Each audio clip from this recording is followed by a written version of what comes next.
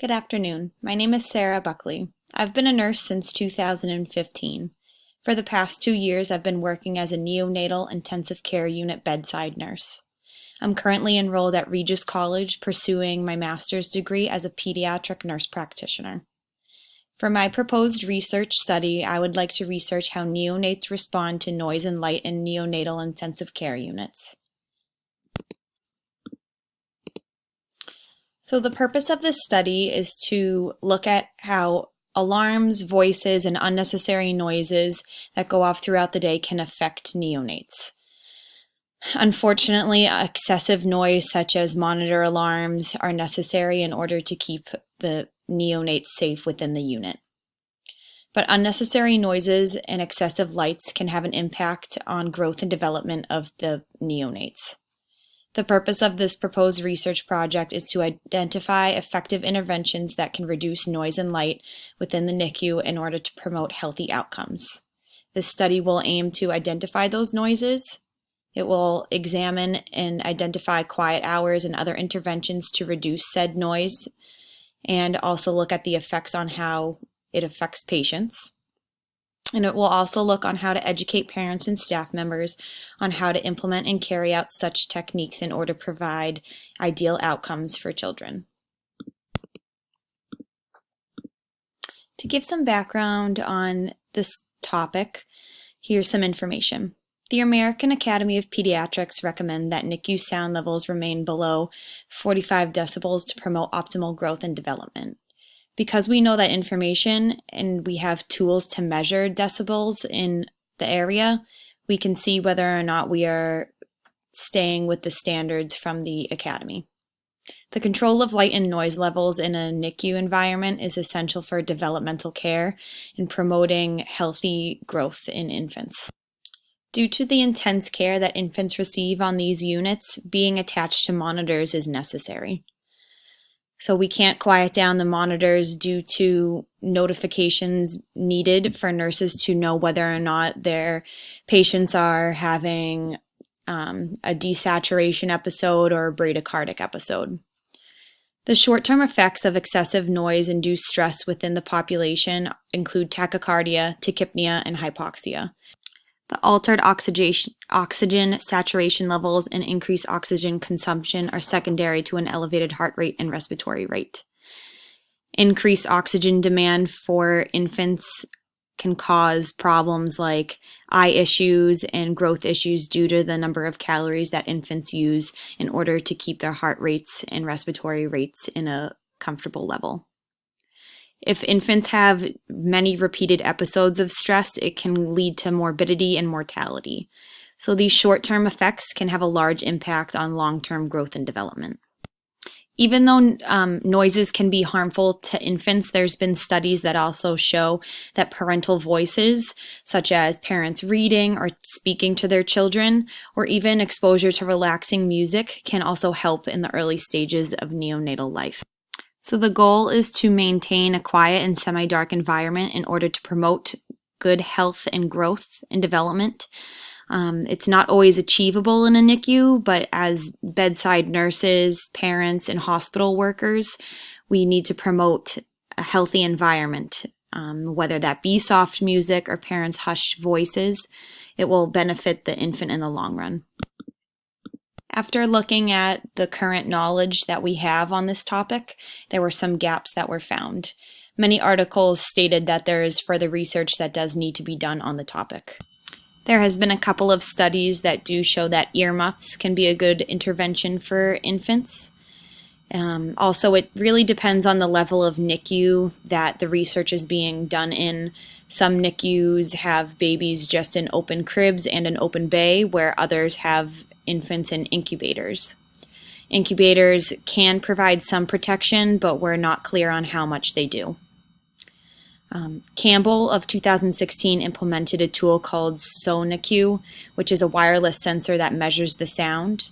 This instrument was used, but not in a research study. There was great feedback from users, but not any clinical research data to back it up. Implementing effective interventions to reduce levels of noise and lights in the NICU remains an unknown in this topic of research. The purpose of this research is to educate fellow caregivers and families on the impact of increased noise levels that have on a neonatal health outcomes. So the proposed project would be a quantitative descriptive design. Descriptive research provides an accurate portrayal of what exists, determines the frequency in which something occurs, and categorizes the information. So this study will aim to measure the noise level continuously, so within a 24-hour period of the day in a NICU. Along with the noise levels, there'll be bradycardic events, desaturation episodes that will be recorded in order to show whether or not interventions are being utilized correctly. By implementing quiet time and other interventions such as skin-to-skin contact, that will help provide researchers with information on how the neonates are responding to the interventions. So ideally, the quiet time would be during skin-to-skin contact between the neonate and a mother. All neonates will receive interventions. There will be no group that's controlled that does not get any interventions. The control group in this case will be the times when the infants are not skin to skin with their mother. Along with measuring that data, we'll also be collecting opinions from nurses. So they'll fill out a specific questionnaire in reference to skin on how they felt about implementing interventions, whether or not it was convenient for them to do it, and how the skin-to-skin contact went for each mother. Some of the interventions that will be included will be specific quiet hours during the skin-to-skin contact, both during day shifts and night shifts. There also can be quiet hours during times where there's not having skin-to-skin. Other interventions include dimming lights, closing doors, having mothers' voices be live or recorded, putting blankets over isolettes, earmuffs, and also using signs and posters as friendly reminders for staff members and family members. We want to try to maintain a peaceful, quiet environment for the neonates. For sampling and sampling methods, participants will be recruited using a purposive sampling by doctors, nurses, and the researchers. We plan to use a level 3 NICU in Boston, Massachusetts hospitals.